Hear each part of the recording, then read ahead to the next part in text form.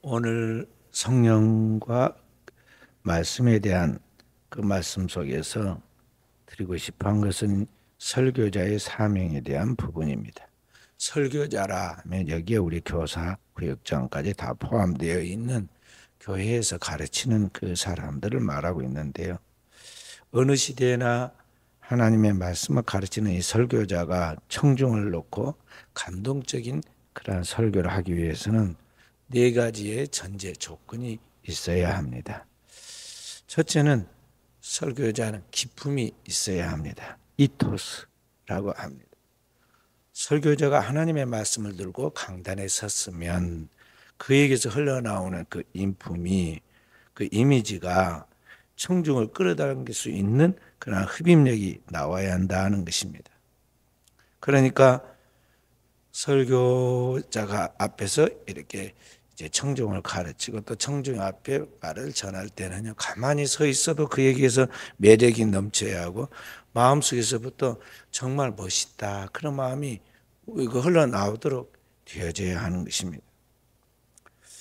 그것은 그 사람의 옷차림이 굉장히 고급스럽고 꾸민 것이 굉장히 현대적 감각이 있다든지 그런 것이 아니라, 또는 부흥사들처럼 목소리를 막 아주 이상하게 해가지고 사람들에게 그것을 압도되도록 그렇게 하려고 꾸며낸 것이 아니라, 그 사람의 그 내면에 있는 그런 것들이 밖으로 흘러나오는데, 그의 인품을 통해서, 인상을 통해서 그에게서 나오는 그런 것들이, 풍겨 나오는 그런 것들이 사람들에게 기품이 있어야 한다는 거죠. 그런 것들이 만약에 선행되지 아니하는 가운데서 천사의 말을 한다 할지라도, 다른 어떤 걸 한다 할지라도 하나님의 말씀이 그를 통해서 전달되기가 거의 어렵다는 것입니다. 그래서 오늘 인간이 하나님께로부터 처음부터 이게 흙으로 지음받아서 이 땅에 보내졌을 때, 내게 하나님이 주신 그런 고유한 나의 본성, 특성, 나의 그런 것들이 위로부터 하나님이 성령으로 부으신 그런 영적인 것과 함께 융합해서 뭔가 그에게서 나오는 영적인 그런 것들이 흘러나오는데, 그런 능력들이 나오는데, 그런 것들을 통해서 사람들 가운데 그에게서 나오는 기쁨이 있다는 거죠. 이제 이런 것들이 그에게 있어야 이제 하나님의 말씀인 메시지가 전달이 되게 되는 것입니다. 두 번째로, 오늘 우리 하나님 말씀을 전하는 사람들은 열정이 있어야 합니다. 패션이라고 합니다. 열정이 있어야 사람을 감동시킵니다. 사람에게서부터 뭔가 이야기할 때 그게 맞고 틀린 건 둘째치고 막 뭔가 열심히 이야기를 하면 사람이 거기에 빠져들게 되어 있어요.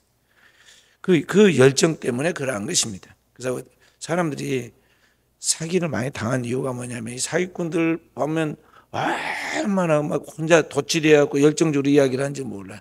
그래서 처음에는 제가 거짓말할 것이다 생각하고 저 말 안 믿어야지 그러지만요, 하도 열정적으로 이야기를 한 것을 몇 번 듣고 나면요, 자기는 모르게 거기에 빠져들게 되어갖고 있어요. 그래서 세상에 사기를 당하는 겁니다. 그렇다면 하나님의 말씀을 전하는 사람은 어떠해야겠어요? 진리, 진실을 전하고 그 말씀의 생명을 살리는 귀한 그 하나님의 말씀이니까 그보다 더한 열정을 가져야 하는데, 과연 그런 열정이 있느냐 하는 거죠. 열정이 있어야 남을 감동시킵니다. 그런데 열정은, 진정한 열정은 사람들의 마음속에 그의 아픔에 내가 공감할 줄 알 때, 함께 아파할 줄 알 때, 그때 여기에서 나오는 겁니다. 영어의 연민이라는 말을, 또는 긍휼히 여긴다 그런 말을 컴패션이라고 합니다. 컴패션이라는 이 단어는 합성어인데, 컴이란 말, with, 함께라는 그런 말이고요. 그 다음에 패션이라는 이 말은 파토스라는 말에서 온 거예요.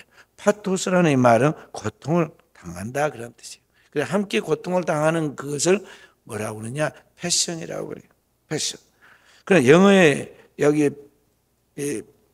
컴패션이란 말이 거기에서 이제 나오는데, 항상 설교자는 모든 청중을 대할 때 자기 눈으로 보는 것으로 끝나는 것이 아니라 그리스도의 안목으로 영혼들을 보는 것이죠.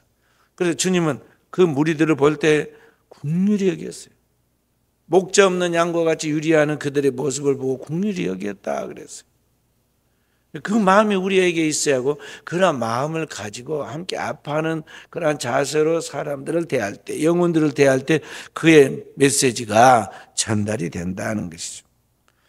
이 함께 고통을 당한다는 이 파토스가 끊임없이 일어나게 될 때, 그런 말씀을 준비할 때, 그 말씀을 준비하면서 스스로 자기가 감동할 때, 그리고 내가 감동하는 가운데 감동된 그것을 전달할 때 거기에 이제 함께 있는 사람들이 똑같은 그런 것을 깨닫고 느끼게 된다는 것이죠. 생각해 보세요. 내가 나를 감동시키지 못하고 다른 사람을 감동시킨다는 게 있을 수 있나요? 가수가 노래를 부를 때 보면요, 자기가 자기 스스로 도취되었고 얼마나 그 애절하게 또 막 감격에 차서 그 노래를 부르니까, 그러면 청중들이 거기에 똑같이 감정에 이입이 되어 가지고 함께 웃고 함께 울고 함께 눈물을 흘립니다. 세상에 있는 사람 살아가는 이야기도 그렇다면 하나님의 생명의 말씀을 통해서 지옥 갈 사람 천국 가게 만드는 그 일은 얼마나 더한 그러한 것들이 전달이 돼야겠어요. 그렇게 하려면 오늘 하나님의 말씀을 전하는 이 말씀을 전하는 설교자, 전도자가 열정을 갖고 하나님의 말씀을 전해야 한다는 것이죠. 쭈삣쭈삣하고 소심해가지고 말을 불분명하게 하고 말이죠. 그렇게 해서는 절대 되지 않는 거예요. 가족을 대해서 전도할 때도 한 사람을 놓고 천을 대하듯이, 한 사람을 놓고 해도 만 명을 대하듯이 그렇게 해야 돼요. 제가 두 번째 교회를 개척해서 덕월동에다가 세웁니다. 2년 돼가지고 교인이 한 120명 정도 주일날이면 나오는데, 어느 날 명절이 되었습니다. 추석인지 명절이 됐는데요, 교인들 다 가버리고 한 명인가 남았더라고요. 아직 새신자들이니까 아직 그 명절이라는 것에 대한 것이 세상적인 크게 보이고, 교회 예배 드린 것은 이게 겹친다 그러면요, 그것은 빠져도 되는 것으로 그냥 보통을 생각하는 거예요. 얼마나 낙심이 됐겠어요. 주일날은 그래도 좀 찾는데 그 찬 교인이 다 가버리고 명절이라 가버리고, 그러니 지금 제대로 지금 복음을 전하고 가르치는 것일까? 내가 내 자신에 대해서 회의감이 일어났고, 그런 낙심이 일어나려고 하는 순간에 주님께서, 아니 두세 사람이 내 이름으로 모인 곳에 내가 함께 한다고 그랬고, 두 사람이 합심하여 구하면 내가 그들과 함께 해주겠다고 그랬고 들어주겠다고 그랬고, 그렇지 않더라도 주님께서 볼지어다 내가 세상 끝날까지 너와 항상 함께 있으라 그랬는데, 그 한 사람이 주님이기도 하고 지극히 작은 자 한 사람에게 한 게 주님께 한 것이니까, 그 한 사람이 기도하는데 내가 왜 이런 이 감상적인 지극히 인간적인 생각을 갖는가, 내가 정신을 바짝 차리고 말이야, 한 사람을 놓고 완전히 1000명 놓고 설교하듯이 했어요. 그러니까 그 다음에 총동원 전도주의를 했는데 1538명이 한 주일에 딱 오는 그런 일도 있었다니까요. 믿음대로 되는 거예요. 그래요. 오늘 우리가 영혼을 대할 때 하나님 앞에서 그렇게 열정을 갖고 그 한 영혼을 천하보다 귀하게 여기는 그러한 주님의 마음을 가지고 나아갈 때 하나님이 그와 함께 하신다는 것입니다. 세 번째로, 오늘 청중을 놓고 하나님의 말씀을 제대로 증거하는 그런 설교를 하기 위해서는 내용이 좋아야 돼요. 로고스. 내용이 좋아야 한다는 거죠. 그래서 가장 좋은 내용이 뭐냐? 뭐 이런 책도 있고 저런 책도 있고 많이 서점에 책들이, 도서관에 책들이 있습니다. 그러나 하나님의 말씀을 저는 그 가장 최고의 내용은 뭐냐면 성경 그 자체예요. 그러니까 하나님의 말씀보다 더 좋은 내용은 없다는 거죠. 그러니까 하나님의 말씀에 정통해야 돼. 하나님의 말씀이 곧 로고스예요. 호로고스, 그 영원한 하나님의 말씀이란 말이죠. 그 하나님의 말씀을 정통해야 돼. 하나님의 말씀에서 1.1획 더하거나 빼하지 말고 그대로 전할 수 있어야 돼. 하나님께서 동산 중앙에 있는 실과를 먹지 말, 모든 실과, 동산에 있는 모든 실과를 먹지 말라 하시더냐? 그러니까 하와가 말을 불분명하게 하잖아요. 아니, 다 먹어도 좋은데 동산 중앙에 있는 나무 실과는 너희가 먹지도 말고 만지지도 말라. 너희가 죽을까 하노라. 창세기 2장 19절에 17절에 2장 17절에 하나님이 아담과 하와에게 말씀하실 때 뭐냐면 동산 중앙에 있는 실과는 먹지 말라. 먹으면 반드시 죽으리라 그랬거든. 그런데 이게 말이 불분명해졌어요. 불분명하니까 사탄이 딱 틈을 타지 않아요. 결코 죽지 아니하리라. 너희가 그래서 먹는 날에 눈이 밝아져 너희가 하나님과 같이 되어. 그러니까 우리가 하나님의 말씀을 정확하게 알고 그 안의 말씀을 정확히 믿는 게 중요한데 대다수 하나님의 말씀에 정통 진리에 서 있지 않다는 거죠. 그래서 이단이 틈을 타는 거예요. 사탄이 와서 광야에서 기도하고 있는 인류 구원을 놓고 기도하고 있는 예수 그리스도에게 시험하였어요. 시험할 때 뭘로 시험하나? 전부 다 말씀으로 시험해. 하나님의 말씀을 가지고 시험한다니까. 돌로 떡덩이가 되게 하라. 성전 꼭대기에서 뛰어내리라. 내게 절하면 만국의 영을 내게 주리라 하면서 할 때 주님은 또 거기에 대해 정확한 하나님의 말씀을 딱 인용해 가지고 들이댑니다. 그래서 사탄이 물러가잖아요. 사람이 떡으로만 사는 것이 아니야. 하나님 입으로 나오는 모든 말씀을 살 것이니라. 주 너희 하나님을 시험치 말라 했느니라. 사탄은 물러가라 하고 물리치잖아요. 하나님의 말씀이 성령의 검이에요. 하나님의 말씀이 불이요 방망이에요. 하나님 말씀으로 모든 원수 마귀를 물리치고 승리할 수 있는데 오늘 우리가 하나님의 말씀에 제대로 서 있지 못하다 이 말이에요. 그러니까 내가 정확한 하나님의 말씀을 가지고 그것을 잘 풀어서 어린아이도 알아들을 수 있는, 예수님이 씨 뿌리는 비유 보세요. 어린아이가 들어도 알아들을 수 있는 이야기잖아요. 쉽게 그렇게 할 수 있는 그런 정확한 내용이 되었는데 대다수 보면은 그렇지 않다 이 말이죠. 고상한 뭔가 사람들이 볼 때 유식하게 보이는 뭔가를 해야 할 것을 생각하는 것은 인간의 생각이에요. 재미는 있고 고상하게는 보이고 실력자인 것 같이 보일 수도 있겠지만 영혼을 살리거나 구원하지는 못해요. 영혼을 살리는 것은 호로고스, 그 영혼의 하나님의 말씀이라는 거죠. 그 하나님의 말씀이 진짜 말씀 같아야 한다는 거죠. 그래서 오늘 우리가 어떤 내용을 주제로 선택하여 그 말씀을 설명할 때 그 말씀을 정말 자기가 깨닫고 삶으로 살아내서 체험한 그 말을 전달할 때, 해석하고 그것을 전달할 때 자신도 감동하지만 듣는 청중도 감격하게 되었고 있어요. 그리고 어떻게 그렇게 내가 하나님의 말씀을 살아내서 내가 풀어내서 영혼을 살릴 것인가 하는 그것은 자기의 숙제예요. 자기도 알아듣지도 못하고 이해도 못하고 자기도 감동도 안 된 것을 우리 공과에 따라 우리 교단 공과에 따라서 우리 3년 공과가 3년 터울로 이렇게 돌아가게 되고 있거든요. 그 공과를 편집해 놓으면 그거 갖다가 책 사다가 자기도 안 봤다가 그날 오는 그 시간에 뭐 대충 봐가지고 아이들한테 전달하냐 이게 뭐가 되냐 이 말이죠. 한 말씀이라도 자기가 깨닫고 자기가 받은 말씀을 자기가 깨닫고 은혜 받고 그런 말씀을 전해야 하거든. 맞지? 어린아이에게 멀겋게 영양가 없어 보이지만 엄마가 먹고 자기 몸에서 생산해내는 그 젖을 아이에게 먹일 때 아이가 토실토실하고 건강하고 평생을 잘 이렇게 사는 거 아니에요? 똑같은 거예요. 부모가 자녀를 기르듯이 엄마가 자녀에게 젖을 먹이고 기르듯이 유모가 기르듯이 그렇게 복음으로 내가 살고 복음을 전해야지 여기에 생명의 파토스가 일어난다는 것이죠.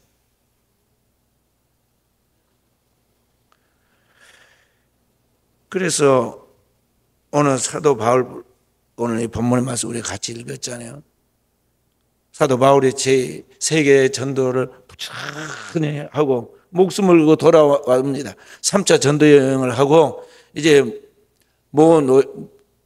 교회 예루살렘 교회 보고 겸 새로운 비전을 갖고 이제 일하려고 돌아와서 교회 보고하려고 돌아옵니다. 돌아오는 길에 곳곳에서 그에게 하나님의 말씀 기도하고 깨어있는 영감 있는 제자들이 예언을 줍니다. 돌아가면 당신 죽을지도 모른다. 이 띠 임자 사도 바울의 띠를 가지고 자기 팔을 묶어가지고 이 띠 임자가 가서 예루살렘에서 결박하고 거기서 죽을지 모른다고 계속 이야기를 합니다. 그래서 오늘 여기 보면 뭐라고 이야기합니까? 보라, 이제 나는 성령에 매여 예루살렘에 가는데 거기서 무슨 일을 당할는지 알지 못하노라. 오직 성령이 각 성에서 내게 증언하여 결박과 환난이 나를 기다린다 하시나. 그래서 지금 알고 있어요. 자기가 결박과 환난을 당하고 큰 위기가 온다는 거 알고 있어. 그런데도 간다고 그 말이에요. 고집일까요? 맹목적인 그러한 자기의 집념일까요?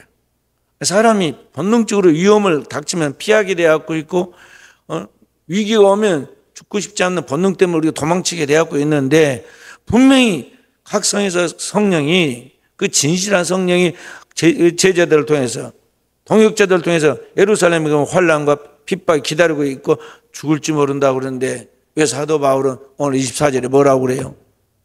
24절에 뭐라고 그랬어요? 내가 달려갈 길과 주 예수께 받은 사명, 그 하나님의 은혜의 복음을 증언하는 일을 마치려 하면은 끝마치겠다는 거예요. 나의 생명조차 조금도 귀양서 여기지 아니하노라. 자기에게 거룩한 목표가 있다는 거죠. 하나님 앞에서 품은 목표가 있어. 그 뭐냐? 이 하나님의 생명의 복음을 내가 증거했는데 아직 덜 끝났다는 거죠. 사명이. 자기의 사명을 끝마치는 그 일을 완성하기 전에는 죽는 것도 두렵지 않다고 그랬고, 죽으면 죽으리라고 자기의 사명을 위해 살겠다는 것입니다. 무엇 때문에 그러한 확신이, 그러한 담대함이, 그러한 용기가 나오느냐? 하나님의 말씀 속에서 복음보다 더 중요한 건 없다는 것이고, 한 영혼은 천하보다 귀한데 내가 나를 통해서 구원받은 영혼이 많지만 앞으로도 내가 구원시켜야 할 영혼이 있기 때문에 내가 가야 한다는 거죠. 그래서 간다는 거예요. 그런 확신, 그런 믿음, 그런 분명한 것이 내한테 있어야 돼요. 크리스찬이라면. 근데 오늘 현대 크리스찬들이 그러하느냐.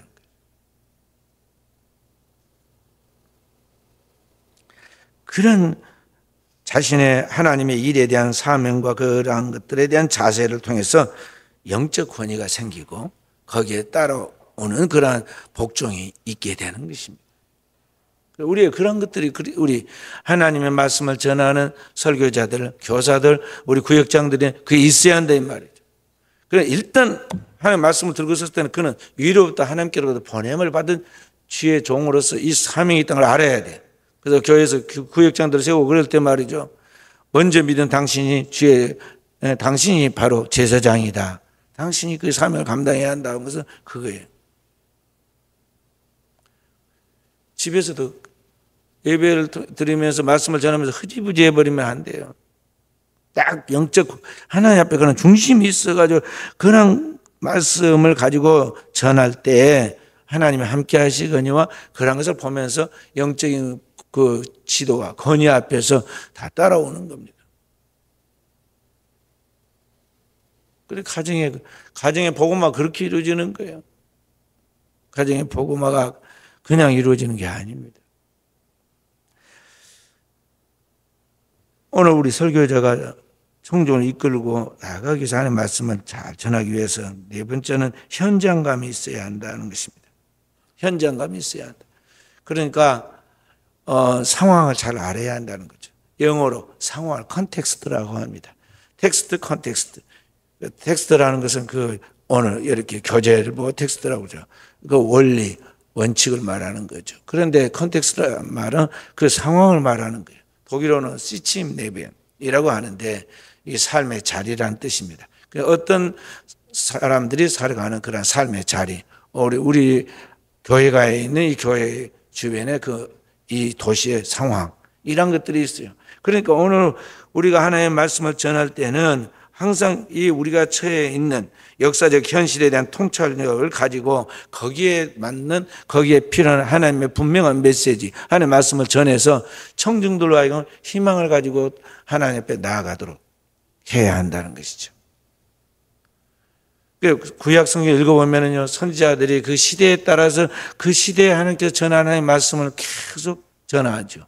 그런데 내용은 다 이스라엘 백성들로 하여금 하나님의 말씀을 지켜야 한다, 회개해야 한다, 그리고 하나님의 말씀을 따르면 복받는다, 그런 내용인데 그 시대의 상황에 따라서 그 백성들이 좀 처하고 있는 그들의 상황을 보여주면서 이것은 잘못된 것이니 이런 하나님의 말씀으로 돌아가야 한다고 계속 경고하고 선포하고 또 그 말씀을 가르치죠. 그리고 오늘의 시대에 우리가 하나님의 말씀을 잘 증거하기 위해서는 바로 그와 같은 게 필요하다 하는 것이죠. 그래서 현대 신학자 중에 한 분은 뭐라고 말하냐면은 한 손에는 성경을, 한 손에는 신문을 가지고 있어야 한다 그랬어요. 신문은 뭐냐면 오늘 이 시대에 우리의 삶의 상황들을 보여주는 이야기죠. 그리고 오늘 우리가 이제 보고 있는 성경은 하나님로부터 하나님께서 우리에 대한 하나님 뜻이 무언가를 말씀하고 있는 하나님의 계시란 말이죠. 우리의 상황 속에서 하나님이 어떻게 말씀하신가를 우리가 알고 있어서 거기에 대하여 세상에 하나님이 답을 줘야 돼. 우리는 세상 사람들처럼 사람들로 하여금 재미를 느끼도록 하기 위해서 보낸 사람도 아니고 세상 사람들의 귀를 즐겁게 하기 위해서 부르는 가수로 보냄을 받은 것도 아니에요. 우리는 세상의 배우들처럼 어떤 그 드라마를 연기하도록 보낸 사람이 아니라는 것이죠. 우리는 하나님께로부터 보냄을 받은 사람들로서 하늘의 소식, 굿 뉴스, 복음을 전하도록 이 세상에 보냄을 받은 사람들이에요. 그러니까 오늘의 이 시대 속에서 하나님의 복음이 무엇일까에 대해 분명한 답을 가지고 나가야 한다는 것이죠. 만날 때마다 어떤 삶의 자리에 갈 때면 항상 준비해 가야 돼요. 준비해야 돼요. 저도 어느 자리에 가면은 가기 전에, 물론 우리 동창회를 가도 그래요. 가도 항상 제가 마음의 준비를 합니다. 뭔지 모르지만 하여간 준비를 해요. 희망을 주고 복음을 전해, 같은 동역자지만 거기에 복음을 전하는 사람이 돼야 하는데 이상한 사람이 되어서는 안 되잖아요. 딱 가면서 벌써 딱 감동이 와요. 오늘 내가 뭔가 기도를 해야 할 때가 온다. 딱 그런 감동이 옵니다. 그럼 가면 턱없어. 기도를 딱 시킵니다. 근데 아무 생각도 준비도 없이 갑자기 기도해야 한다고 막 중언부언하면 되겠어요? 그러면 그 소리를 듣고 우리 동기들이 마음에 울림이 있고 감동이 있고 하나님께 대한 희망이 있겠느냐 말이죠. 성경은 사도 베드로를 통해서 우리가 뭐라고 말씀하고 있느냐면 너에게 소망을 묻는 자들에게 어떻게 무엇을 말할 것인가 대답할 말을 항상 준비하라고 그랬어요. 그렇기 때문에 오늘을 살아가는 우리는 이러한 것들을 잘 살피면서 하나님 앞에서 그 말씀을 전하도록 해야 한다는 것입니다. 자, 그렇다면 문제는 이와 같은 조건을 갖추고서 우리가 하나님의 말씀을 전해 나갈 때 그 목표가 무엇이 되어야 하겠느냐 하는 거죠. 사람들의 말에 천사의 말과 같은 유명한 가수가 노래를 부르듯이 그러한 자리에 참여한 것만으로 행복해하고 그런 차원으로 우리가 끝마쳐서는 안 된다는 거죠. 야구 좋아하는 사람은 야구 경기하는 그 자리만 가도 행복해하잖아요. 축구하는 사람은 그 축구하는 경기장에만 가도 행복해하죠. 노래하는 사람은 역시 그러한 자리에 갔을 때 행복해하죠. 근데 그리스도인이 서 있는 자리는 뭐냐 이 말이죠. 그리스도인이 어떤 사람들 앞에 서서 하나님의 말씀을 전하게 될 때 오늘 우리 그리스도인의 사명은 뭐가 되어야 하느냐 하는 것이죠. 사도 바울이 오늘 하나님의 복음을 전하려 하면 나의 생명을 조금도 귀양서 여기지 아니하노라 그랬어요. 사도 바울이 목숨을 걸고 복음을 전하려고 했던 그 사명을 가지고 전하려고 했던 내용이 뭐냐 이 말이죠. 그것은 딱 한 가지인데 그게 뭐냐면 각 사람을 그리스도 안에서 온전한 자로 세우는 것이다 하는 것입니다. 자, 골로새서 1장 28절 말씀 함께 찾아서 읽어봅니다.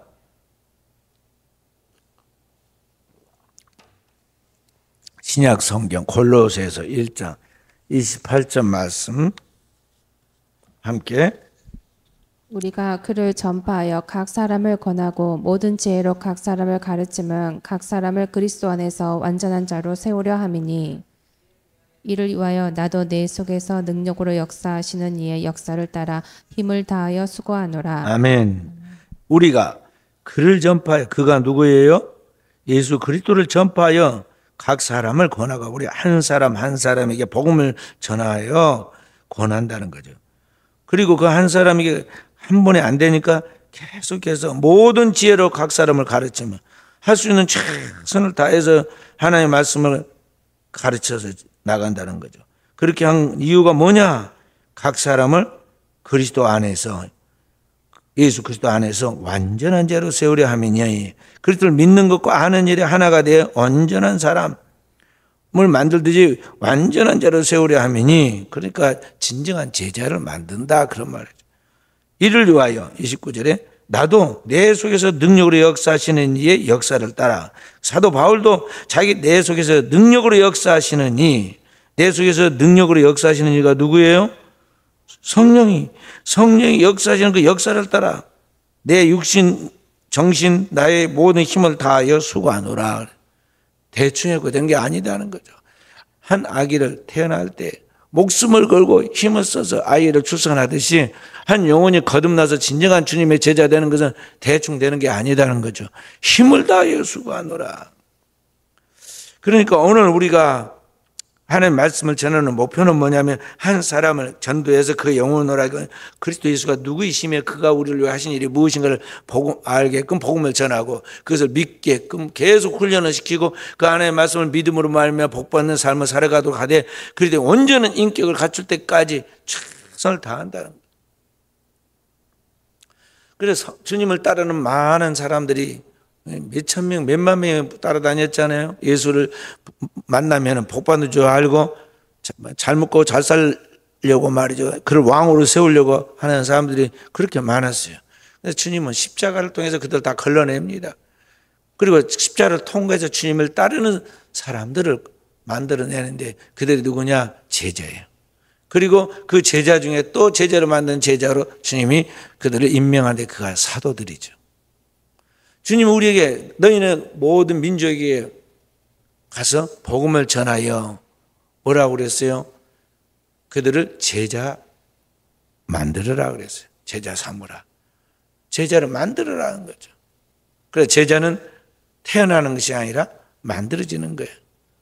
그래, 한 영혼을 복음으로 나와서 그를 계속 훈련시키는 게 끝없는 희생이야. 어떻게 보면 비생산적인 것 같아. 너무나 비생산적이고 너무나 그 희생적이고 어떻게 보면 손해보는 일이고 어떻게 보면 너무 폼 안 나는 그런 일이다고.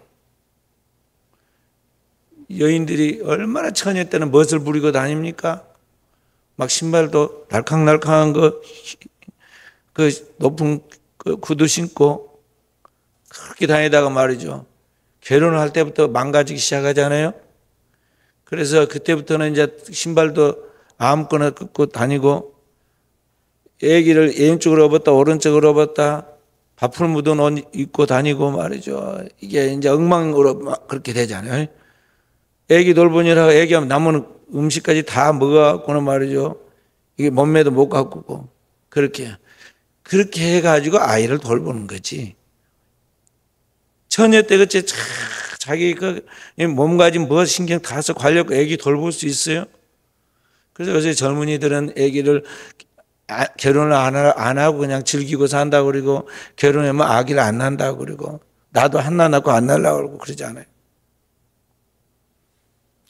한 영혼을 예수 믿게 해가지고 그 영혼을 거듭나서 완전한 제자로 만들어가는 것은요, 애기 키우는 것보다 더하다고요. 영적 싸움이야. 저기 사자의 발톱에 걸려가지고 사자의 아가리에 말이죠. 그 큰 입에 들어가 있는 그 양을 빼앗아 오듯이 그 영혼을, 지옥 갈 영혼을 끄집어내가지고 계속 데리고 가려고 하는데, 이게 재성이 안 벗겨져가지고 자꾸 사자 입인지 모르고 그 속에서 놀려고 하는 그 영혼을 갖다 끌고 끝까지 돌보는다는 게 쉬운 일이 아니야. 말로 하기는 좋아. 할 수 있어. 그렇지만 이 영적인 돌봄은요, 기도로 돌보는 거야. 기도로 돌봐서 그 영혼을 세우고 살리는 건데, 이게 아직 거듭나지 못한 영혼들은 눈에 보는 것만 무서워하고 눈에 보는 것만 좋아하지 영적인 것을 두려워하지 않아. 어느 때까지? 자기가 죽을 위기에 처할 때까지는 몰라.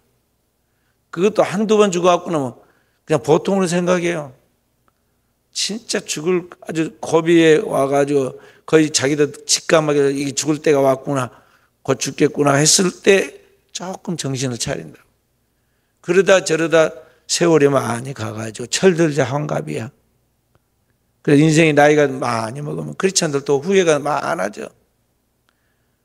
저도 우리 후배들이랑 동역자들 만나면 무슨 이야기할 때 시간 관리에 대해서 이야기를 해줍니다. 시간과의 싸움인데 이 시간을 놓치면은 내 인생에 앞으로 다시는 이런 기회가 오지 않을 뿐만 아니라 다시 되돌아갈 수도 없고 다시 시작할 수도 없는 때가 곧 온다. 그러니까 가장 중요하게 여기는 내가 시간의 문제를 관리해라. 내가 이야기를 우리 동역자들하고 후배들하고 이야기할 때는요, 그런 이야기를 해주죠. 왜냐, 아무리 실력 좋고 아무리 뛰어난 사람도 시간 앞에 장사 없어. 그 시간 안에 해결하지 못하면 다시는 인생이 젊음으로 돌아갈 수는 없으니까. 그러니까 그 주어진 때, 인생의 가장 중요한 때, 너희 창조주를 기억하라고 주님 하신 그 말씀처럼 그 시간 관리를 잘 해야 한다는 것이죠.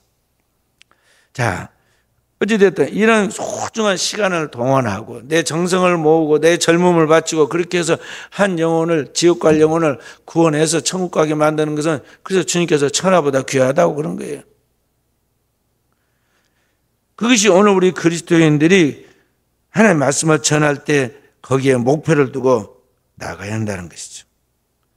그래서 하나님의 말씀을 전하는 설교자는 그 자기가 맡고 있는 그 회중을 그리스도 안에서 완전하게 영적으로 거듭나게 하고 그를 장성하여 독립된 성인이 되도록 영적 성장을 돕고 그렇게 해서 그 한 영혼이 혼자라도 스스로 알아서 이제는 주님만 바라보고 나아가도록까지 세워줘야 한다는 거죠.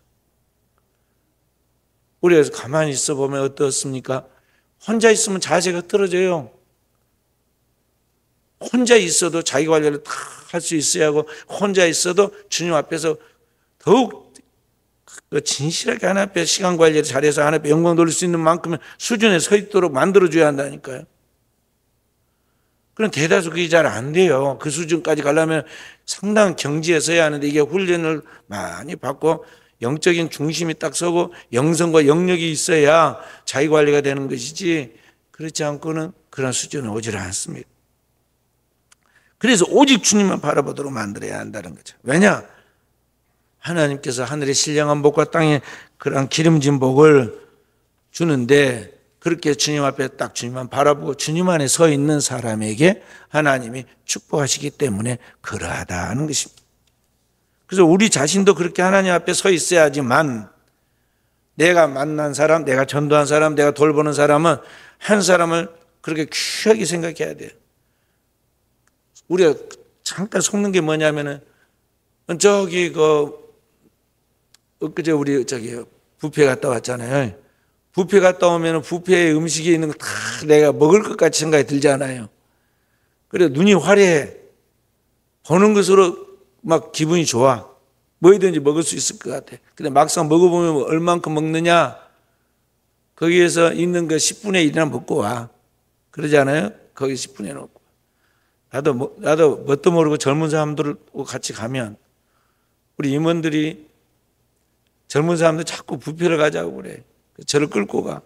근데 젊은이들을 기쁘게 하기 위해서 따라가긴 하는데 갔다 올 때만 내가 후회를 해요. 왜냐? 하나 갔다 먹어, 두 개 갔다 먹어. 따라서 같이 먹다 보면요. 배가 소화를 못 시키고 내 배가 한계가 있는데 너무 과식을 해. 그래서 사실은 저는 강검하게 먹는 걸 좋아하는데 그런데 오늘날 사람들이 지금 뷔페 음식 좋아하듯이 그렇게 뭔가를 대단한 뭔가를 할 것 같이 하지만 세상이 그렇게 되지 않는다는 거죠. 그래서 오늘 우리는 자기 관리를 통해서 하나님 앞에서 완전히 하나님에서 소중한 게 무엇이고 어떻게 살아야 하는 것에 대한 분명 준비가 되고 훈련된 사람으로서 자기 관리를 할 수 있도록까지 훈련을 시켜놔라 이 말이죠. 혼자 있어도 또 어떤 자리에 내놔도 좌로나 우로 흩어지지 않고 위협을 해도 물러서지 않고 유혹을 해도 끌려가지 아니할 만큼의 딱 중심이 서 있는 사람으로 돼 있어야 돼. 그렇지 않고 만약 교인들을 어중간하게 해두면 안 되는 거예요. 우리 그 대중 설교자들이나 또 대중 하는 사람들, 집회하는 사람들의 그 함정이 있어요. 그게 뭐냐면 자기 팬을 만드는 거야. 팬을 만들어. 그래서 그 사람만 바라보고 따라가게끔 그렇게 만드는데 그건 절대 올바른 게 아니에요. 그 사람이 사라져도 안 보여도 언제나 주님만 바라보고 주님만 향해 나갈 수 있는 사람이 돼야지, 되도록 만들어야지, 어떤 눈에 보이는 사람을 쫓아가도록 그 사람의 을 붙잡고 나가도록 해서는 안 된다는 거죠. 대중 선동가가 돼서는 안 되는 거예요. 어떤 설교자들은요, 교인들을 완전히 설교자의 바짓가랑이만 붙잡고 따라다니도록 만드는 그런 사람들이 있어요. 마치 어린아이가 엄마 주위를 놓치지 않고 엄마 바짓가랑이를 붙잡고 따라다니면서 엄마 하듯이 계속 교회에서 설교자의 주변을 빙글빙글 돌면서 모든 걸 묻게 해서는 안 된다는 거죠. 목사 주변에서 교인들이 모든 걸 안달복달하면서 교인 목사 눈치만 보면서 그 체면 때문에 막 자기 분수에 넘치는 일을 하거나 그런 사람들이 많아요. 특히 큰 교회 가면은, 작은 교회에서는 단돈 50만 원 헌금을 특별 헌금으로 이렇게 감사만 그 사람 찾기가 작은 교회에서는 없어. 근데 큰 교회는 가면 왜 똑같은 교인이고 사는 것 비슷비슷한데 서로 앞다투어 가지고 말이죠. 오늘은 뭘 자기가 하겠다, 내일은 뭘 하겠다고 막 그러겠어요.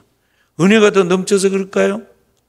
대다수는 체면 때문에 그래. 체면 때문에.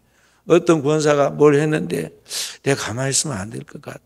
어떤 장로가 뭘 했는데 내가 그렇게 하면 목사님이 나를 좀 이상하게 보겠다.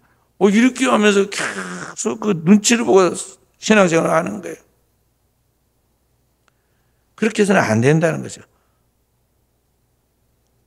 주님을 바라보게 하고 주님 앞에서 자기의 신앙과 삶의 자세를 정해서 따라갈 수 있도록, 나갈 수 있도록 홀로서기를 할 수 있는 영적인 사람, 온전한 그리스도인이 되게 만드는 그런 사람이 되어야 한다는 거죠.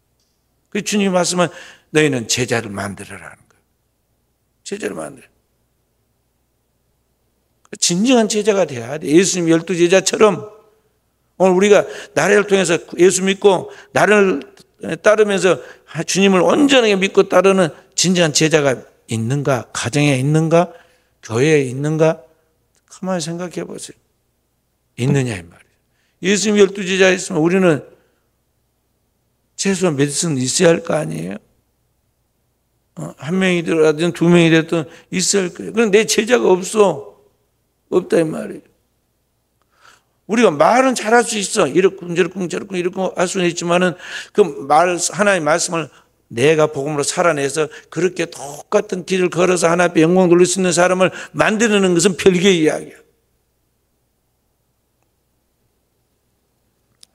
그래서 성숙한 지도자는 이렇게 교회 목사 주변에서 계속 왔다 갔다 하면서 신앙을 눈치 보면서 하는 그러한 사람들을 물리쳐야 돼요.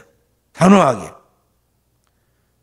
그래서 사람이 아니라 하나님을 바라보고 나가도록 만들어야 한다는 것이죠. 예수님이 그런 이야기를 했습니다. 두 가지를 경고했는데 뭐냐면 첫째는 너희가 랍비라 칭함을 받지 마라 그랬어요. 그러니까 랍비는 누구냐? 선생이란 말인데 선생은 딱 한 분. 우리 믿음의 도리이시며 대사도이신 예수 그리스도 그분 한 분만이 우리의 선생인데 예수 그리스도께 돌려야 할 그런 칭호를 자신의 명예로 바꿔서 사람들이 누구를 존경한다 어떻게 한다 그러면서 따라오도록 자기를 보게 해서는 안 된다는 거죠. 너희가 랍비라 칭함 받지 말라 그 말은 주님을 바라보도록 해라 그 말이에요. 주님을 바라보도록 가르치라는. 또 지도자라 칭함을 받아서도 안 된다 그랬어요. 그러니까 지금 북한에는 뭐라고 그래요? 북한에도 지도자라고 그러잖아. 지도자. 그 뚱뚱한 사람이 지도자야. 그 사람이 자기관리도 못 해가지고 건강관리 좀 했으면 좋겠던데 젊은이가 건강관리를 안 해가지고 그게 되겠어요. 나는 그것만 뭐 뉴스나 뭐 어디에 뭐 보면은 쟤는 어떡할까 건강관리 좀 해야 할 건데 제명에 못 살겠는데 누가 총으로 쏴고 죽인 게 아니라 자기가 자기 관리를 안 해갖고 죽게 생겼어. 근데 뭐 지도로 간다고 어디 가가지고 포 만든 데 가고 뭐 지도로 간다고 농사 짓는 데 가고 또 뭐 공장에 지도로 간다고 그러면 가다가 쓰러질까 싶더라고. 근데 주님이 뭐라고 하냐. 그 지도자라고 칭함 받지 마라 그랬어요. 우리가 하나님의 말씀을 전하고 나가는 설교자들, 교사들은 이 성도들과의 관계에 있어서 오늘 우리 자신 누구보다 뛰어난 어떤 존재로 자기를 착각해서는 안 되고 오늘 우리는 도리어 어떻게 하냐. 주님이 우리의 주인이시고 하나님이면서도 어떻게 했어요? 우리를 섬기는 자로 종으로 오셨어요. 그러니까 오늘 우리는 자기 앞에 서 있는 성도들에게 대해서 항상 우리 자신이 종으로 생각해야 돼. 주님이 하신 것과 똑같이 해야 한다는 거예요. 실제로 말씀을 전하는 사람은 주의 종이면서 교회의 종이야. 그렇기 때문에 자기가 영광을 받으려고 해서는 안 된다는 것이죠. 오늘 우리의 지도자, 오늘 우리의 아버지는 딱 한 분 하나님이세요. 하나님이 우리 아버지시고 그리스도만이 우리의 진정한 지도자이고 성령만이 우리를 가르쳐서 하나님 뜻을 알게 하시는 선생이에요. 그렇기 때문에 성령께서 우리를 가르치신다 그랬어요. 보혜사, 그 아버지께로 나오신 진리의 성령이 너에게 나에 대한 모든 것을 가르치고 생각나게 하고 지키게 하신다. 요한복음 14장 26절에 말씀하잖아요. 그러니까 그런 주님만이 우리의 영광을 받으실 지도자지 오늘 우리가 지도자가 된 것까지 착각에 빠지거나 그런 것들을 강요해서는 안 된다는 것이죠. 다르게 말해서 오늘 우리는 하나님의 영광을 가로채서는 안 된다. 그런 말이에요. 하나님만이 인간으로부터 영광을 받을 존재이고 오늘 인간을 지배할 권리가 있는 것이지 인간이 그러한 행례를 내서는 안 된다는 거죠. 민수기 20장에 보면은 모세가 120살 정도 되었는데 이 무리바 물가에서 출애굽 2세들이 꼭 죽어 부모들이 하는 그런 행실을 합니다. 물이 떨어지니까 물 없다고 막 원망하고 불평하고 하는 것이 꼴보기 싫습니다. 그 아버지도 그래 하더니 그 애비들도 그래 하더니 자녀가 똑같은 짓을 한다. 그래서 모세가 거기에 격동이 돼요. 그래서 화를 막 확 내면서 내가 너희에게 물을 내려야 그러면서 반석을 내리쳤어요. 하나님 말씀하시기를 반석을 명하여 물을 내라. 하나님 말씀 그대로 해야 하거든. 명령을 하니 말이죠. 그런데 사람의 습관이라 무서워. 40년이 지났는데 40년 전에 반석을 쳤거든. 그래서 똑같게 자기도 모르게 화가 나갖고는 하나님 말씀을 순간 잊어버리고 방금 들었던 말씀 잊어버리고는 습관적으로 그냥 반석을 쳤어요. 그래서 하나님이 말씀을 내 영광을 내가 백성들에 보이지 아니하였으니 너는 이것으로 인해서 약속의 땅 가나안에 들어가지 못하리라고 그랬어요. 혈기. 근데 그때 모세가 항상 하나님 자신과 함께하고 그러니까 말하지 우리가 너희를 위하여 이 반석에서 물을 내라. 자신이 마치 하나님인 것 같이 그랬다면 여호와께서 너에게 오늘 물을 주실 것이다. 그리고는 명령을 했어야 돼. 가만히 딱 서서 오늘 반석은 물을 내서 이 백성들의 기가를 해결하도록 하라. 하나님 말씀 명령했어야 하는데 막 우리가 물을 내려 그러고는 반석을 내리쳤단 말이죠. 두 가지 실수를 해. 자신이 월권하여 하나님과 같은 영광을 가지고 하나님처럼 했고 그 다음에 반석을 명하라고 그랬는데 반석을 쳤단 말이죠. 그러니까 오늘 우리는 하나님의 일을 하고 말씀을 전할 때 아무리 말씀을 전하는 사람이라 할지라도 내가 대단한 존재인 것 같이 내가 하나님 같이 그렇게 우월감에 빠지거나 형제와 다른 존재인 것 같이 그렇게 돼서는 안 된다는 거죠. 우리는 다 하나님 앞에서 한 형제이고 주님의 일을 하는데 역할이 다를 뿐이에요. 그리고 이 하나님의 말씀을 대하는 목과 같고 입과 같다면 한 사람은 손과 팔과 같은 역할이고 한 사람은 또 눈과 같은 역할이고 다 하나님이 하나님의 몸된 교회에서 우리를 그 지체로서 사용하는 거거든. 그러니까 말씀을 전할 때 우리는 두렵고 떨림으로 주께 받은 것을 그대로 전하는 것뿐이라는 것을 알고 늘 그러한 자세로 나아가야 돼요. 그러니까 말씀을 전하면서 우리는 비껴설 줄 알아야 하고, 말씀을 전하고 내려오는 순간부터는 나는 저 십자가 뒤에 자기를 딱 숨고 거기에 있어야 돼요. 백성들이 그를 붙잡아서 왕으로 삼으려 해도 예수님께서 그들을 물리치고는 혼자서 산으로 기도하러 가시잖아요. 그와 같이 오늘 우리는 주님의 뒤를 따라가야 한다는 것이죠. 그렇게 해서 오늘 우리가 선한 영향력을 끼쳐야 오늘 이 땅에 있는 영혼들을 주께로 인도할 수가 있는 것입니다. 베드로전서 5장 3절에 보면은 앞에 이끄는 그 이제 장로들이 이야기하면서 뭐라고 말씀하고 있는데, 너희 장로들은 양무리의 본이 되라 그렇게. 여기에 장로는 단순한 교회 장로만을 말한 것이 아니라 말씀을 전하는 사도들을 또 전하는 주의 종들을 말하는 것인데, 양무리의 본이 되라는 거죠. 그래서 먼저 주님의 제자가 되어서 양무리들보다 앞서 걸어가면서 또 다른 제자를 만들어내는 제자로서 그 역할을 감당하도록 하라는 것입니다. 그래서 최종 목적은 뭐냐? 한 사람 한 사람을 그리스도의 형상으로 만들어내는 거예요. 사도 바울이 그리스도 믿는 것과 아는 일이 하나가 되도록 만들어서 그리스도의 장성 분량에 만든다 그랬는데, 그걸 한마디로 압축해서 뭐냐면 그리스도의 형상을 이룬다 그랬어요. 우리 인간이 본래 하나님 창조할 때 하나님의 형상과 모양으로 지었잖아요. 그 하나님의 형상의 아키타이프, 원형이 뭐냐면은 예수 그리스도예요.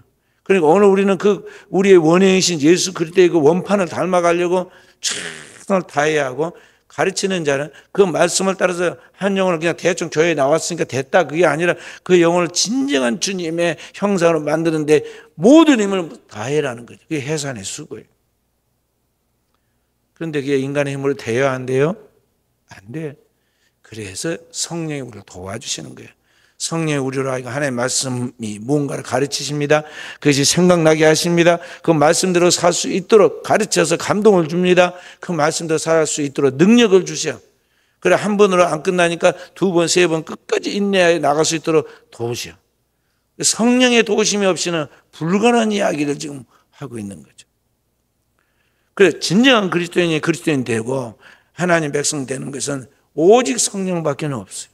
성령이 우리의 연약함을 도우시고 함께 하실 때만 우리가 주님의 형상이 되고 주님의 영광을 드러내는 사람으로서의 사명을 감당할 수 있다는 것입니다. 그래서 우리는 늘 기도할 때 성령이 나를 지배하시도록, 성령이 나를 감동 감화에 인도하시도록, 그 성령을 쫓아 행하도록 기도해야 하는 것입니다. 오늘 또 이러한 영적인 사람으로 하나님 앞에 쓰임받고 영혼의 열매를 거두는 저와 우리 모든 성도들이 되어지기를 주님의 이름으로 축원드립니다.